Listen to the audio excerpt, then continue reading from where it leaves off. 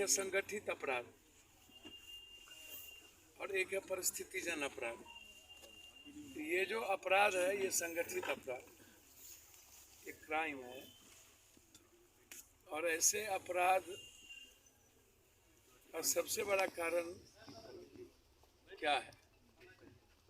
मैं बार बार कहता हूँ, कल भी मैं नेपाल बॉर्डर पर जब हम गए, चिमनी में 11 आदमी मरे और हम लौट रहे थे, तो वहाँ की घटना पर मेरा बहुत क्लियर है इसमें। जब आप पुलिस को आम आदमी सुरक्षा या उसका जो इन्वेस्टिगेशन दायित्व है, थाना प्रभारी का मतलब है इन्वेस्टिगेशन का अथॉरिटी, पुलिस का मतलब है चार्जशीट, जेल भेजना, क्रिमिनल को ढूंढना। उसको आप लगा दीजिएगा गाड़ी चेक करने में, उसको लगा दीजिएगा ट्रैक चेक। जो काम एमवीआई का है, जो काम इनकम टैक्स का है, जो काम ट्रैफिक का है, जो काम शराब वाले का है, पुलिस आप दूध की रखवाली बिल्ली को दीजिएगा। पुलिस सिंडिकेट चलाता है और उस सिंडिकेट में थाना, डीएसपी, इंस्पेक्टर सब इन्वॉल्व। नेक्सस हो गया है इस बिहार में माफियाओं का, नेताओं का और पदाधिकारियों का।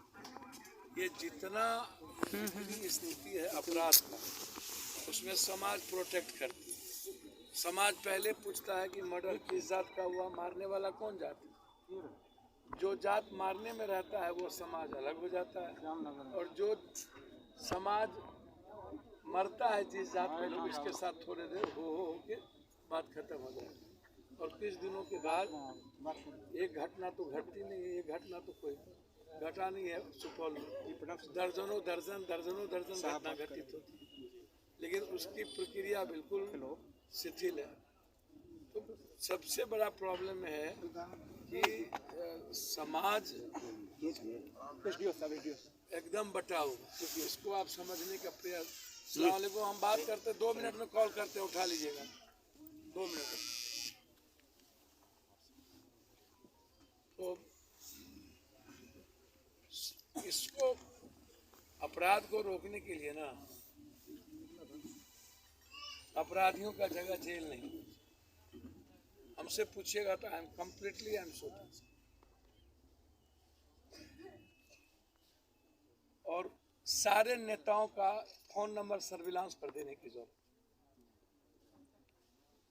ये एमएलए, एमपी, मंत्री, संतरी सब के सब। अच्छा, पार्टी यदि 56 वाले को टिकट देगी, 47 वाले को, तो अपराध रोक लीजिएगा? नहीं सर। बीजेपी टिकट किसको दी? 47। दूसरा दल किसको टिकट दिया? 56। तो वहाँ विचारधारा, सिद्धांत, पार्टी, नेता कहाँ चला गया? भाड़ में। तो जीता कौन? 56 और 47। तो अपराध कहाँ से रोक लीजिएगा जनाब? पूरी पुलिस शराब वसूलने में रहेगी। शराब का पूरा सिंडिकेट में पैसा नेताओं का रहता है। बालू में सब पूरा हैबा और पोकलेन का पैसा नेता और पदाधिकारी का रहता है। मेरा सवाल भट्टी जी से यही था ना कि आप अपराध को निचले स्तर से खत्म कीजिएगा कि ऊपर से खत्म कीजिएगा? घर में झाड़ू ऊपर से दिया जाता है कि नीचे से दिया जाता है? नीचे से। ऊपर से 2 माला से 1 माला, 1 माला से अंगना, अंगना से दरबार। इधर से नहीं दिया जाता। तो अपराध का जड़ कहाँ?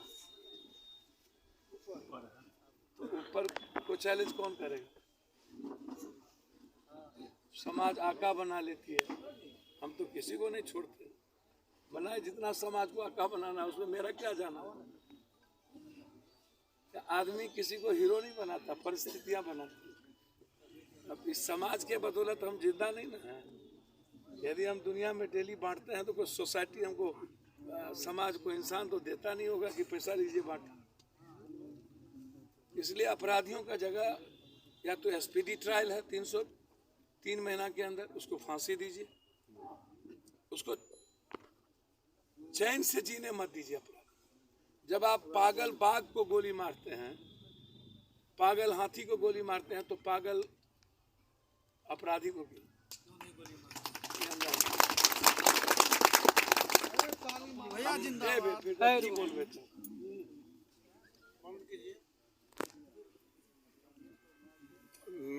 हम तो लड़ते ही हैं, लड़ेंगे, वक्त आने दीजिए, चिंता नहीं करिए, सब आपको पता चल जाएगा।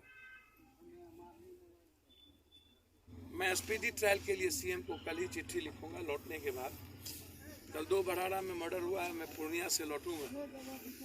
सीएम साहब से हम बातचीत भी इस घटना पर किए थे, सारे लोग वहाँ लगे भी थे, हमें लग रहा था ये बच जाएंगे। डॉक्टर से जब भी बातचीत भारत से जब भी हुई तो बचने की उम्मीद थी, लेकिन ईश्वर को क्या मंजूर था मुझे नहीं पता। हम इस परिवार की सुरक्षा की मांग एसपी से डीआईजी को लिखेंगे। लगातार हम डीआईजी से टच में थे, संदीप लांडे जी से। सीएम हाउस में जिस दिन ये घटना घटी उसमें हमने मैसेज दे दिया था, और मुझको लगता है कि सुरक्षा के साथ साथ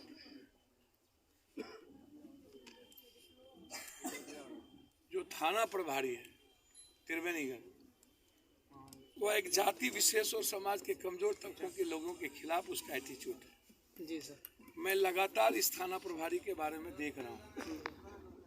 अब गलतफहमी में कोई थाना प्रभारी हो जाए तो बेकार की चीज है। एसपी साहब क्या करेंगे, डीआईजी और हम लोग क्या करेंगे हम नहीं जानते। यदि इस थाना प्रभारी का ये एटीट्यूड रहा, दूध के धुले नहीं ना है तो पापिए ना। अब त्रिवेणीगंज के ना नेता को आप सुबह बाजत बाजत चलियो बाजत छठ छेद होगा तो आप खड़े हो जाइएगा। मैं इनके खिलाफ पहले भी गवर्नमेंट को कह चुका, और ये थाना प्रभारी का एटीट्यूड समाज सुधार का नहीं, निगेटिव एटीट्यूड। यह सिर्फ पैसे के लिए थाना चलाता है। सारे गोरख धंधा में इनकी भूमिका रहती है। मैंने इसलिए एसपी साहब से कहा है कि आप जांच कर लीजिए। पहले भी मैंने वीरपुर थाना प्रभारी को हटाने की बात कह चुका। वहाँ चुनाव हो रहे हैं, नहीं हटेंगे तो मैं आंदोलन भी करूँगा। मुझको लगता है कि थाना प्रभारी की पूरी जांच हो।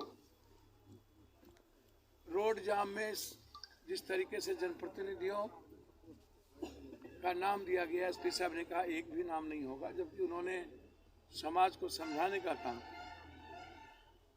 और बहुत नेचुरल है कि जब बड़ी घटना घटती है तो लोकतंत्र में समाज के पास संघर्ष के अलावे और सड़क जाम के अलावे लाठी गोली तो है नहीं कि हम किसी को मार देंगे, टिट फॉर टैट। आवाज ही दे पाएंगे ना, तो क्या लोकतंत्र में हमको आप लड़ने का, संघर्ष करने का भी राइट छीनिए? आप दुनिया का सब कुकर्म कीजिए, पाप कीजिए, मर्डर कीजिए, आप ठीक।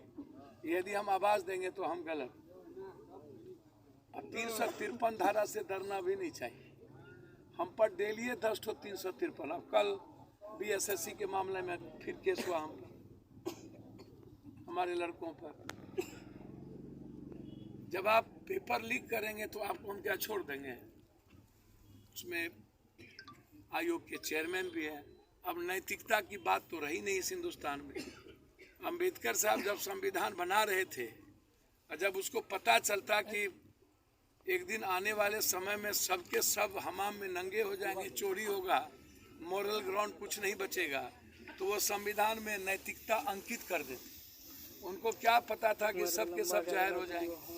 तो अब मोरल ग्राउंड पर पूरे कंट्री में पेपर लीक के मामले में किसी की भूमिका नहीं होती है, ध्यान नहीं देता है। मिडिल क्लास और गरीब के बच्चे कंप्लीट रूप से कोलैप्स करते हैं।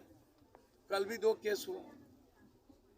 फिर 29 तारीख को अमीन के मामले को लेकर के सरकार ने कह दिया कि पहले आपने पॉलिसी बनाई, फिर आपने नियमावली दी, और जब हमारा आप कागजात मंगाए, हमारे इंटरव्यू के आधार पर आपने अमीन को जोड़ने की बात की, तो अब आपको पैसा नहीं मिला तो आप उसको हटा दिए। बोला कि ये मैटर गलत है।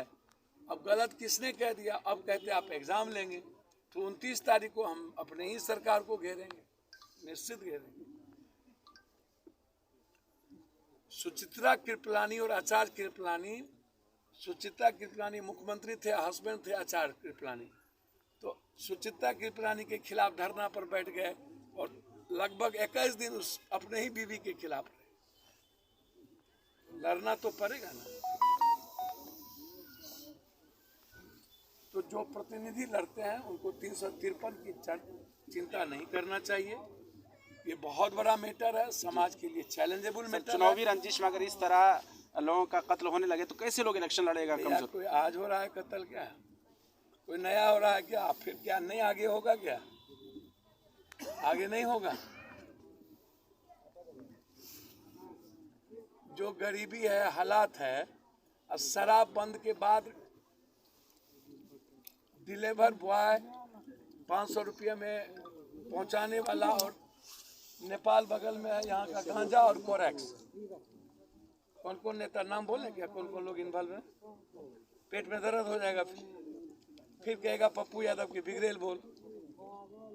जितने सारे यहाँ बड़े बड़े नेता हैं ना, ऑल आर इन्वॉल्व गांजा के धंधे। Entire Corex, smack, drug, solution 80% बच्चों के हाथ में जा चुका है। जी सर। और किसी के बाप को हिम्मत है अपने बेटों को रोक देने की? 500 रुपये पर मर्डर होता है। मैं कैसे कैसे मर्डर में जाता हूं पता है आपको? सिगरेट मांगा, पैसा नहीं दिया, गोली मार दिया। चाउमीन देने में लेट हुआ, गोली मार दिया। हाजीपुर में हर 2 दिन के बाद 3 बच्चियों के साथ बलात्कार। तो आप घटना को रोकने के लिए ना सबसे बड़ा 2 काम करना जरूरी है। पहला काम, किसी भी कीमत पर पुलिस को शराब, जमीन और बालू के धंधे से अलग करना। दूसरा काम, यंग लोग जो बेरोजगार हैं या कंप्लीट रूप से अलग थलग पड़ गए हैं, उसको सरकार को जोड़ना होगा किसी न किसी धंधे से। गरीबी और बेरोजगारी भी एक बड़ा कारण बन गया है किसी को गोली मार देने का, किसी को कुछ करने का। ये इसको समझिए। और हमेशा गाली देना पदाधिकारी, सिस्टम चलाता कौन है? नेता ना। दरोगा का पोस्टिंग कौन करता है? नेता। एसपी को कौन लाता है? नेता। वीडियो कौन लाता है? नेता। तो वीडियो को गरियाइएगा, नेता को माला पहनाइएगा। यहाँ का एमएलए कौन हमको नहीं पता। जो यहाँ मंत्री जी है ना, सब लोग हैं ना। डीएम एसपी कौन लाए होंगे? सरकार ना। तो खाली डीएम एसपी को गरियाइएगा, और जो इसमें इन्वॉल्व है उसको नहीं। जिस दिन सरकार चाह लेगी, नेता एमएलए एमपी चाह लेगा, सर खोज के अपराधी को मारा जा सकता है। आप इसको समझ लीजिए। माफिया तंत्र को खत्म किया जा सकता है। ये बहुत बड़ी घटना है। सरकार को मुआवजा देना चाहिए, सुरक्षा की व्यवस्था इस बच्ची की लगातार करना चाहिए, और स्पीडी ट्रायल करके ऐसी घटना फिर ना हो, उसको फांसी की सजा देना